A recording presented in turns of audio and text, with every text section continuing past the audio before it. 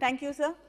Sir, there are people who support this bill, and there is a lot of opposition to this bill also. The government, except for the women's reservation bill, it doesn't believe in consulting with anybody. So I think it's very important that such an important bill has to be sent to the standing committee or the select committee, and they have to review it and ask for opinions in civil society and then bring the bill. Honorable Sir, the gentleman parliamentarian says that haste is a reflection of my introduction. I say to the honorable gentleman this: we are in our democracy 75 years late in providing equal rights to men and women to enter into matrimony. इस बात का उल्लेख करना महोदय उचित होगा कि 19वीं शताब्दी में लड़कियों की शादी की उम्र 10 वर्ष थी। 1940 तक शादी की आयु को 12 से 14 किया गया। 78 में 15 साल तक की लड़कियों का ब्याह कर दिया गया। आज पहली बार इस अमेंडमेंट के माध्यम से महिला और पुरुष दोनों 21 साल की उम्र में समानता के अधिकार को देखते हुए शादी विवाह का अपना निर्णय ले सकते हैं। ये कहना कि अगर महिला शिक्षित नहीं है तो वो अपने अधिकारों का ना ज्ञान रख पाएगी, ना उन अधिकारों का इस्तेमाल कर पाएगी, देश की ग्रामीण अंचल की बहनों का इससे बड़ा अपमान इस सदन में नहीं हो सकता। आज इस सदन के सम्मुख मैं ये कहना चाहूंगी कि 2015 से लेकर 2020 तक हमारे देश में बाल विवाह रोकने की संख्या 20 लाख विवाह रोके गए हैं, ऐसे रिसर्च हमको बतलाती है। NFHS 5 का डेटा बतलाता है कि 15 साल से 18 साल की उम्र में 7% बेटियां गर्भवती पाई गई हैं।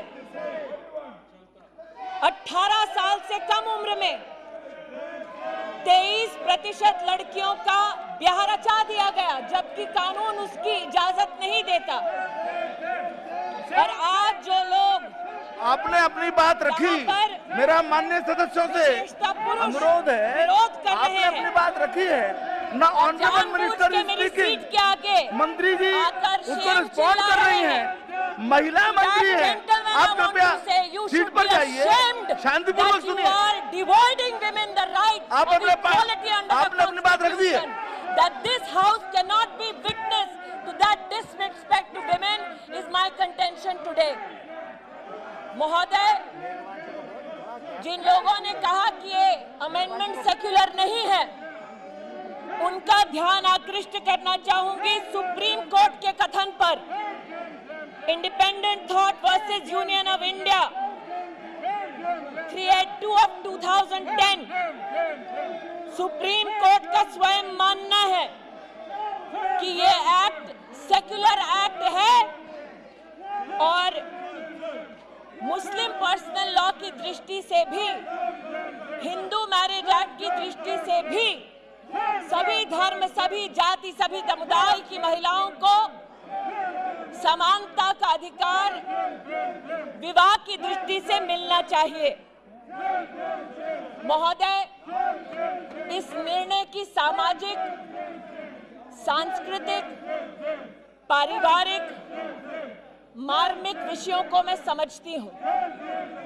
मेरे कथन में गतिरोध लाने वाले विपक्ष के सज्जनों से कहना चाहती हूं कि मेरी बात को अगर पूरा सुन लेते तो उनका ध्यान इस बात पर आकृष्ट होता कि मैं स्वयं सरकार की ओर से ये प्रस्तावना करना चाहती हूं कि स्टैंडिंग कमेटी में इस विषय पर विस्तृत चर्चा हो। लेकिन महोदय, ये भी कहना उचित होगा, मुख्यतः आज जो आवाजें उठी, उन आवाजों ने स्वीकार किया that the age of marriage should be uniformly applicable across all religions, all castes, all creeds, overriding any custom, any law which seeks to discriminate against women. So those men who stood in this house in support of uniformity in applicability of the law have my gratitude.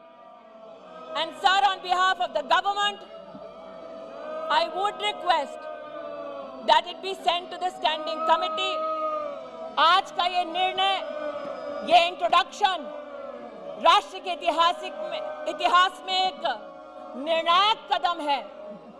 हमारे प्रधानमंत्री जी ने इस प्रस्तावना को अपना आशीर्वाद दिया कि इस देश में किसी महिला के साथ भेदभाव ना हो।